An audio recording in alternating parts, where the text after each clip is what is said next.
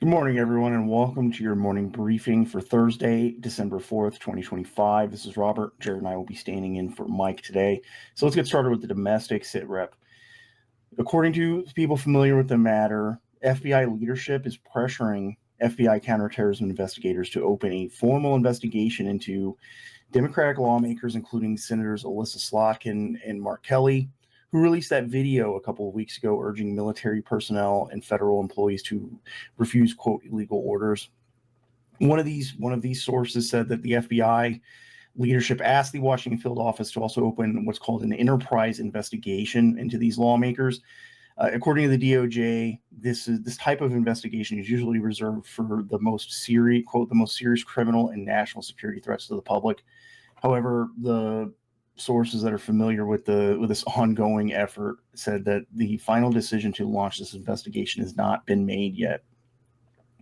Over in the House Judiciary Chair Jim Jordan said that the Judiciary Committee is going to investigate cartel activity on Native American reservations, and he sent a letter to the FBI asking for any data and information they had on an increase in cartel activity on Native American reservations during the Biden administration.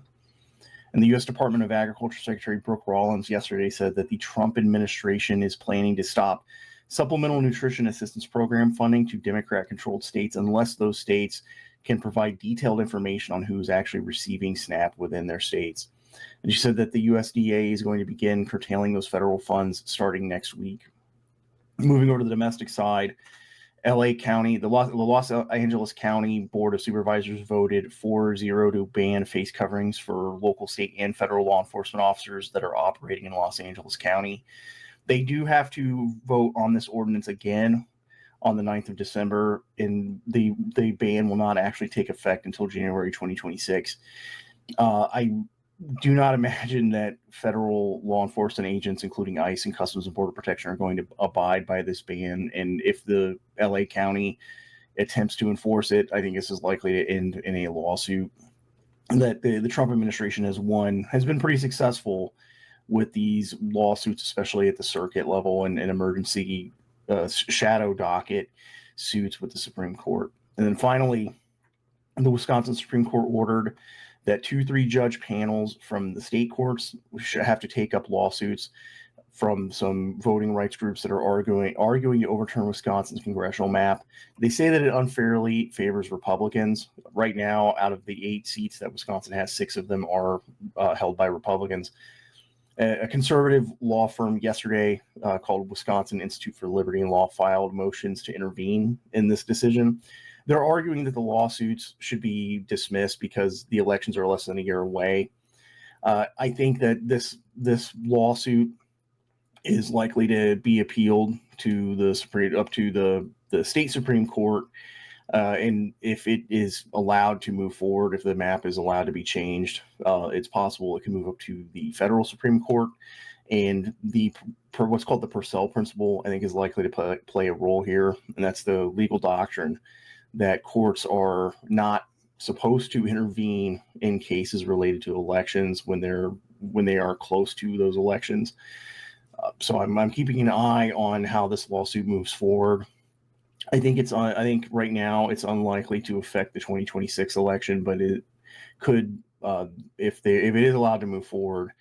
Yeah, I think it's likely to affect the 2028 election, and Wisconsin will be forced to implement a new map ahead of the 2028 presidential election. All right, moving over to the international sit rep, Jared, if you could take us through your items, please.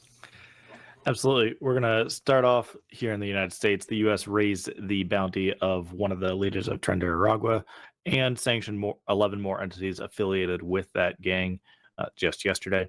And then down in Chile, during the presidential debate on Tuesday, Chilean presidential candidate Jose Cast told Venezuelan President Maduro that he has 98 days left to leave office due to Venezuelan crimes in Chile. Now, that 98-day timeline, Cast is referencing the Chilean presidential inauguration date, which is 11 March 2026. Then over in Vietnam, Taiwan's National Security Bureau director claims that Vietnam sent a frigate through the Taiwan Strait. Taiwanese defense experts are claiming that this signals an alignment with other partners and political coordination with the United States. And Vietnam's defense ministry didn't respond when asked about this, but they did confirm that that as of the 1st of December, they have a warship visiting one of China's northern ports. So it looks like they likely did transit that waterway. And lastly, Reuters claims to have seen intelligence reports from a country in the region indicating that there are currently more than 90 Chinese ships underway in the Asian Pacific, from the Yellow Sea all the way down to the South China Sea. I track this daily, have not been able to confirm that in any fashion from the people that normally report this publicly, not even a hint of a buildup. So I will be keeping a closer eye on it to see if there's any more confirmation on this and to see if we can get a composition of it, because I think they did not release the composition at all. And I think that's padding the numbers. All right, thank you for that, Jared. Let's move on. We're tracking 46 protests today. If you live near one of these yellow dots, it's a good idea to go out and find out which local political parties and activist groups are involved in your area, just for your own area study. But this will also help you become familiar with the political operators in your area of operations. Moving on to the high side, we're going to talk about the beginning of the official announcement of the New Orleans, Louisiana surge. DHS has changed the name from Operation Swamp Sweep to Catalua Crunch.